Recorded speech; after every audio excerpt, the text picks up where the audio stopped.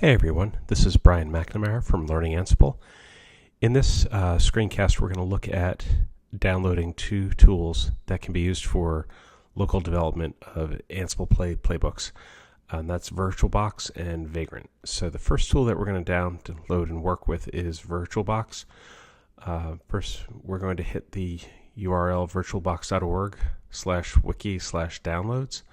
You should you should click on the appropriate link under VirtualBox binaries. So since I'm running Mac OS X, I will click OS X hosts. Don't worry so much about the version of VirtualBox.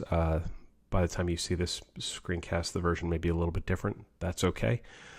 The download itself is about 90 megs in size, so it may take just a few moments to download, but it shouldn't take too long if you have a high-speed connection. Once that's downloaded, what we're going to do is extract the D message and install it. So we'll open it.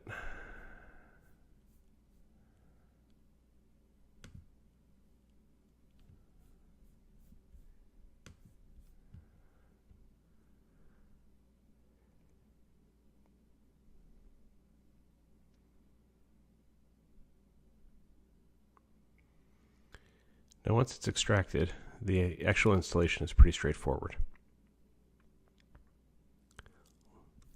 As with most Mac installations, it's a matter of double-clicking on the package file,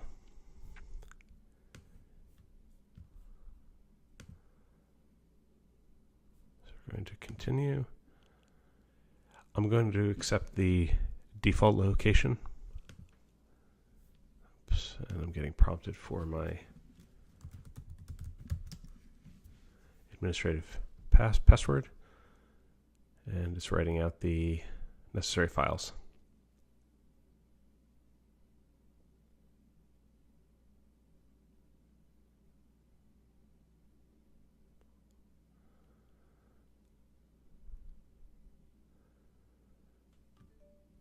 So good news, the installation was successful. And I'm going to move that to the trash. Now, Virtualbox is a virtualization program sponsored by Oracle. It is free, and it is a free download. You don't necessarily have to use Virtualbox, so I know many developers have success with VMware products as well, so VMware Fusion. I prefer Virtualbox because, well, the price is right, and there's a lot of good documentation on running Virtualbox with yet another utility called Vagrant. So Virtualbox allows you to virtualize machines. Vagrant is a utility that is used to actually manage virtual machines. So the product itself is written by HashiCorp. So what we're going to do is we're going to download. So if you go to www.vagrantup.com, click on the download link. You'll see there are links for many different operating systems. What we're going to do is we're going to click, now because I'm running on Mac OS X, I will click the 64-bit version. It's about a 72 meg download file, so should just take a little bit of time.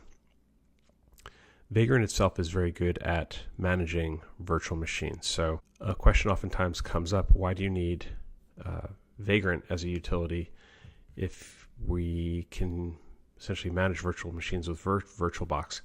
And that's a really good question. There are some really compelling reasons why. One,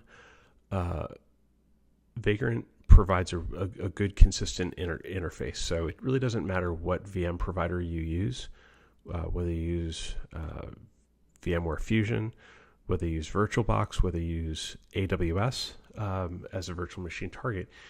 Vagrant can manage all of them. In addition, you can introduce and integrate advanced workloads from within Vagrant. So while you can use CLI utilities provided by other providers like VMware and Virtualbox, Vagrant really allows you to do all of that management and then some. So I actually like to work with Vagrant. The installation is very similar to Virtualbox. Essentially, we're going to open the DMG file, and we'll click on the package installer.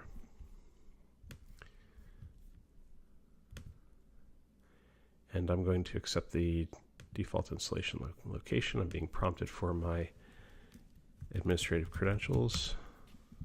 Should just take a moment or two.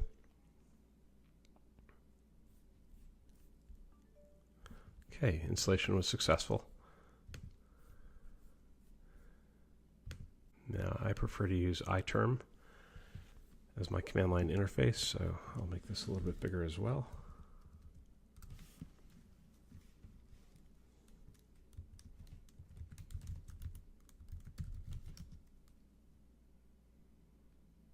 This is just to confirm that, Vagrant has been installed. And I'm running Vagrant version 2.0. That's the latest version. And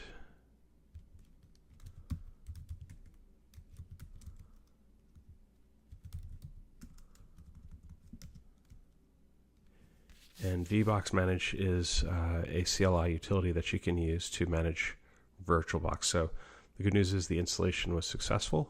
We have both Virtualbox and Vagrant installed on the workstation.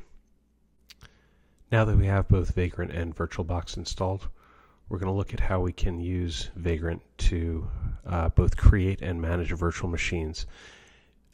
Along the course of our discussion of using Vagrant, we'll look at how we can use Ansible to configure newly created virtual machines.